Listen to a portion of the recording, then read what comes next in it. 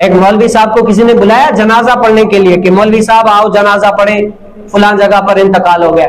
تو مولوی صاحب بڑے دانش مند بڑے عقل مند تھے، جیسے ہی گئے لوگوں کی بھیڑ لگی ہوئی تھی، تھا کوئی بڑا آدمی، تو جیسے ہی جنازہ پڑھانے کے لیے مولوی صاحب کو آگے کیا. جب مولوی صاحب آگے گئے اللہ اکبر کرنے ہی والے تھے، مولوی صاحب کے دل میں کچھ بات آ گئی، خیال آ گیا، پھر پیچھے مڑے، کہا کہ دراصل مجھے آپ لوگوں سے ایک سوال پوچھنا ہے، اس کے بعد ہم جنازہ پڑھ لیتے ہیں. کہا کہ ہاں مولوی صاحب جلدی بس سوال پوچھیں تاکہ ہم جنازہ پڑھے فارغ ہو جائے. کہا کہ ہاں جی سوال کیا ہے؟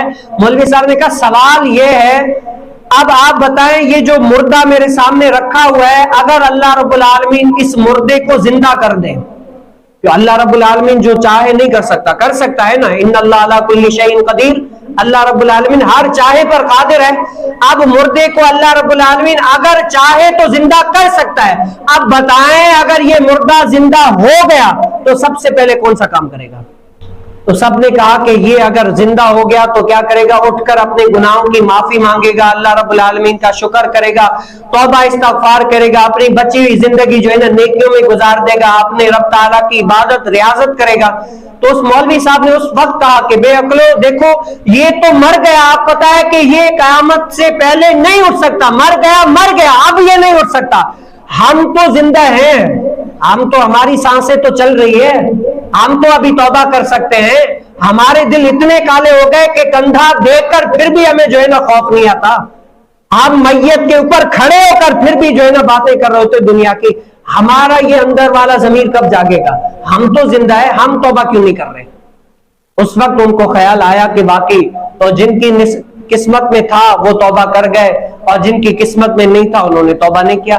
آج بھی یہی اصول ہے، آپ کسی بھی جگہ پر چلے جائیں، کسی بھی جگہ پر چلے جائیں جہاں میت ہو نا، اس ٹائم صرف میت اٹھانے کے ٹائم پر تھوڑا منہ بنے منے، ورنہ اس کے بعد جیسے ہی میں نے تو ایسے ایسے بندے بھی دیکھے میت کو قبرستان میں اتارا جا رہا ہے لیکن کیا ہے لوگ ایسے اپنی گول دائرہ بنا کر وہ دنیا کی باتیں شروع ہو جاتی ہیں، وہ اپنی جان پہچان میں لگے رہتے ہیں. اتنے دن کہاں تھے، کیا کر رہے تھے، کہاں کما رہے ہو، کیا کر رہے ہو، کتنے پیسے آ رہے ہیں، کتنی تنخواہ ہے، کدھر جا رہے ہو، روزانہ کتنے بجے جاتے ہو، کتنے بجے آتے ہو، یہ ساری کی دنیا کی باتیں چل رہی ہوتی ہے. وہاں پر جس ٹائم میت اتاری جا رہی ہوتی ہے، حالانکہ شرعی طور پر 3 دن سو کرنا جائز ہے، لیکن کیا ہے آپ اسی پر دیکھ لیں جب دفن کر کے آتے جہاں پر فاتحہ پڑھتے وہاں پر آپ کبھی غور سے سنیے گا وہاں پر باتیں کیا چل رہی ہوگی دنیا کی.